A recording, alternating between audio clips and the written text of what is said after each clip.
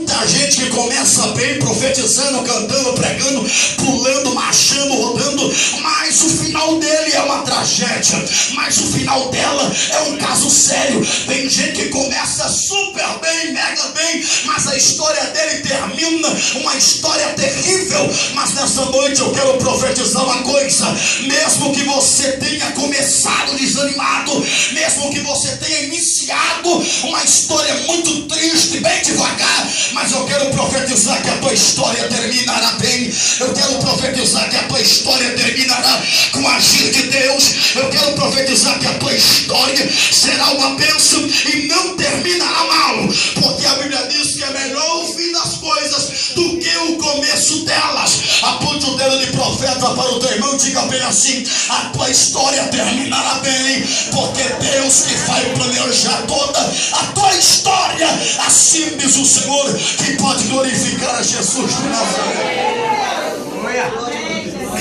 Saul, ele começa bem, começa a profetizar, começa a governar o povo segundo os princípios contidos no Torá, mas ao longo dos anos, por volta de 25 anos, agora Saul, ele começa a desobedecer, ele perde a sensibilidade de ouvir a voz de Deus, a sensibilidade de ouvir a voz do profeta. E é um problema, irmãos, quando o ser humano ele perde esta sensibilidade, a sensibilidade de ouvir a voz de Deus, a sensibilidade de ouvir a voz do profeta. Pode ter certeza que a pessoa que não ouve mais a voz de Deus, pode ter certeza que a pessoa não ouve mais a voz do profeta, a pessoa está morta e esqueceu de se enterrar. Pessoa que vem para a igreja, pessoa que dobra o joelho, estão no culto apenas fisicamente, irmãos, mas a sua mente, a adoração está bem distante, não ouve mais a voz de Deus, não sente mais a presença do Espírito Santo. Mas quero dizer uma coisa aqui: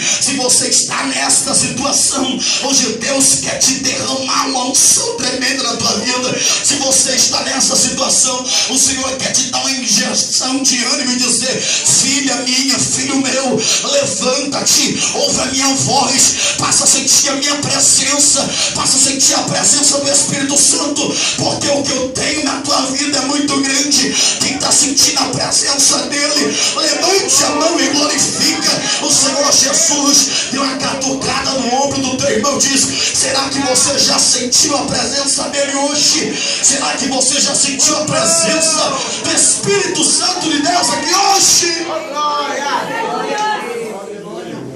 Pessoa que não sente mais a presença de Deus, não é terrível? Pessoa que não mais ouve a voz de Deus é terrível. Para ele nada faz, nada acontece. Pessoa que não sente mais a presença de Deus, o culto foi ruim, o pregador foi ruim, o cantor foi ruim, o pastor foi ruim, o conjunto visitante foi ruim, tudo para ele não prestou. Pois bem, Saul, ele perdeu a sensibilidade de ouvir a voz de Deus.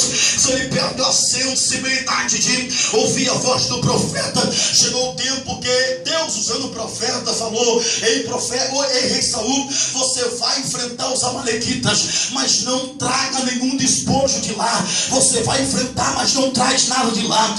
Pois o rei Saul foi lá, enfrentou os amalequitas, trouxe o rei Agag na bagagem, e ainda trouxe animais, e com a cara mais lisa e mal lavada, para justificar o erro, porque o profeta chegou até ele. Pastor, eu quero dizer uma coisa, irmãos: aonde tem profeta de Deus, nada fica oculto. Onde tem profeta de Deus, nada fica escondido.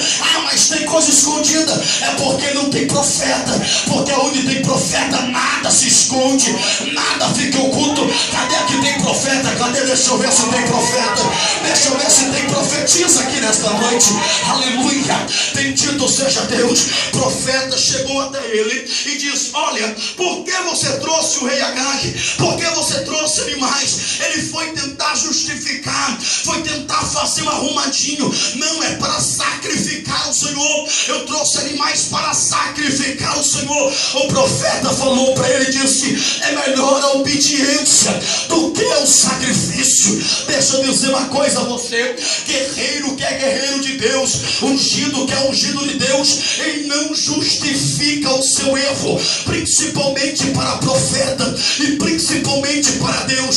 Guerreiro que é guerreiro, ungido que é ungido de Deus, aquele crente que é vencedor, aquele crente que é ungido do Senhor, ele não fica com a cara mal lavada, com calça frouxa, dizendo: eu trouxe para sacrificar o Senhor.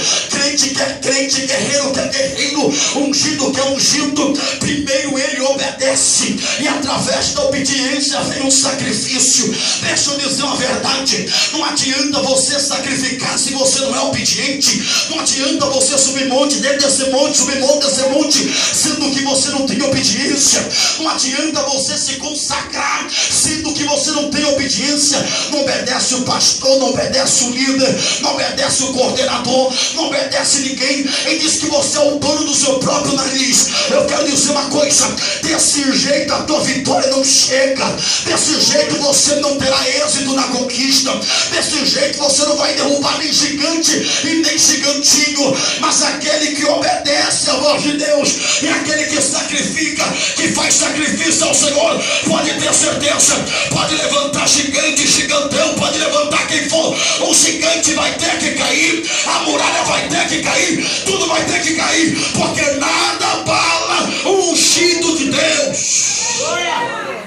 Glória a Deus. Aponte o dedo de profeta para o teu irmão e diz: nada abala o ungido de Deus. Mas tem que ter obediência.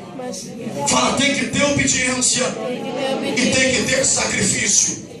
Se você está sacrificando, não está obedecendo, não vai ter vitória. Mas pregador, que ousadia é essa? É a Bíblia. Você tem que obedecer e tem que sacrificar.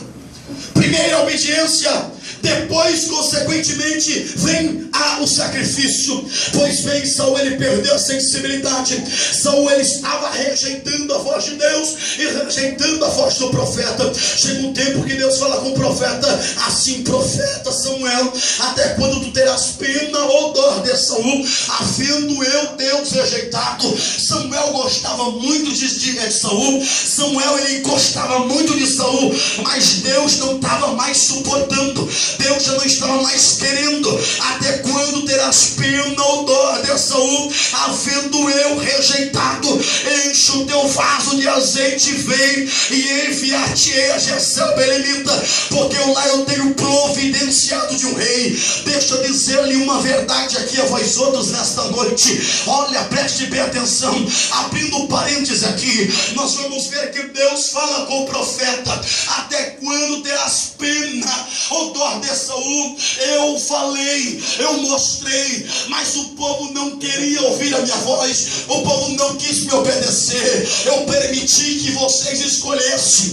Ele tem aparência de rei, mas não é rei. Ele tem aparência de líder, mas não é líder. Vocês escolheram. Mas até quando terás pena ou dor de Saul, havendo eu rejeitado? Enche o teu vaso de azeite e vem. A última vez que o vaso do profeta havia recebido azeite, ou estava com azeite, foi cerca de 35 anos atrás, quando foi ungir o rei Saul. Nunca mais o vaso havia recebido azeite. Olha, preste bem atenção, meu irmão. É um perigo quando o crente já faz muito tempo que não tem azeite. É um perigo quando o crente está com o vaso, mas o vaso está seco. É um perigo quando o crente está com o vaso, mas há muito tempo não recebe uma gota de azeite. Preste bem atenção. Deus falou: enche o teu vaso de azeite, vem e enviar-te-ei a Jezabel. Tem gente que precisa encher o vaso, tem gente que precisa receber azeite de Deus.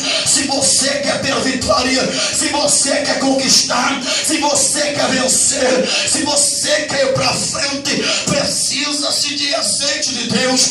Quem quer azeite de Deus, levante a mão e fale: eu quero Jesus, eu quero Jesus, eu quero Jesus. Azeite quente. Aleluia. Aleluia.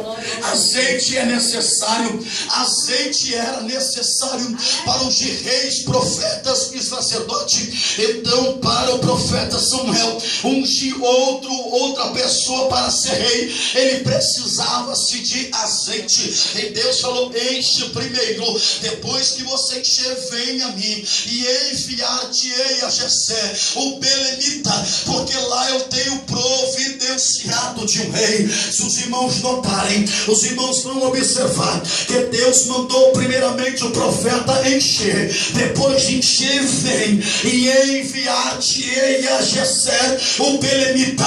Não foi